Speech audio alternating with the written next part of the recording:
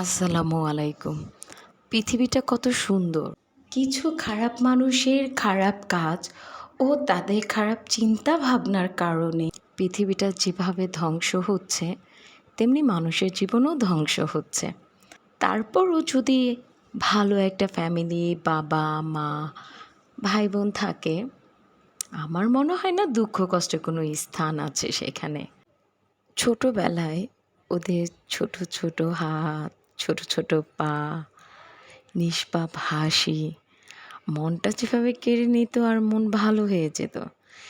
এখন তাদের হঠাৎ হঠাৎ একটা সারপ্রাইজ দিয়ে অবাক করে দেয়।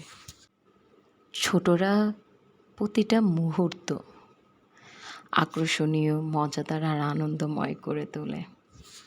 মন ভালো রাখার মেডিসিন হচ্ছে ছোট ভাই বোন।